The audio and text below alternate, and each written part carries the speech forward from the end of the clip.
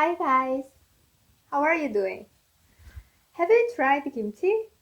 I made kimchi last weekend, so I want to talk about it. It's a very familiar, common, kind of very basic food for Korean. I was told it has more than 100 different types of kimchi, but I don't think I've tried all of them. If you go to Korean supermarket, you can find several different types of kimchi. And if you know how to make kimchi, then you can buy cabbage and radish anytime you want, right? Even winter. I think because storage techniques are better than before, or we can import any vegetables from warm countries. But when I was a little girl, I mean like 40 years ago, we could buy cabbage in summer and fall. But maybe we could buy them during winter too, but I think it wasn't easy or it was crazy expensive. So there was a lack of vegetables during winter. So most moms made a lot of kimchi before winter comes. It's mostly before Christmas, like beginning of December. Can you guess how much kimchi is a lot of kimchi? My mom bought 100 heads of cabbage and 100 radishes to make kimchi for one winter, which means she did that every year. I'm talking about Korean cabbage and Korean radish, like a big radish. And many of my relatives and neighbors, my grandmother and my aunt, they made kimchi with 200 heads of cabbage or even 300. You might find it very hard to believe that, but it was very common at that time. Nowadays, nuclear families are far more common, and as I said, storage techniques are way better than before, and we can import and export everywhere. And also, we have various types of food other than kimchi, so nobody does this anymore.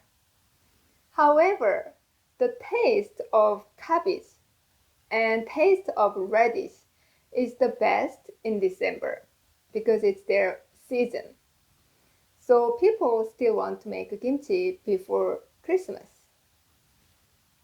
I went to my aunt's place. She is living in Toronto too. So I went there and we made three different types of kimchi with 8 heads of cabbage and 8 radishes. And we have shared them half and half.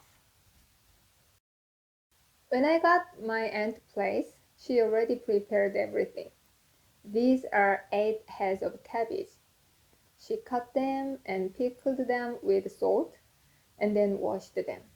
So cabbage was ready to be kimchi. And you can see some vegetables, green onions, and radish. I cut all of them. Half was diced and half was shredded. Mission completed. This is one of the cabbage kimchi. We use the cabbage without cutting.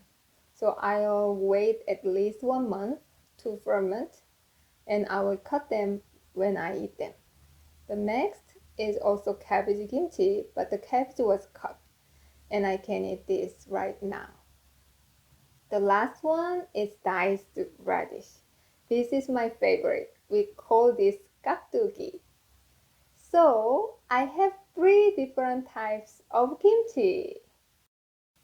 You couldn't see in the video, but there were way more ingredients like ginger, garlic, fish sauce, rice soup, and more vegetables like kale, cilantro, even pear, etc. Making kimchi is a huge job. I've never made kimchi for whole my life. The first time I tried to make kimchi was last summer. I had tons of free time because of this pandemic. So now I know how to make kimchi. And it's one of the good sides of the pandemic, right?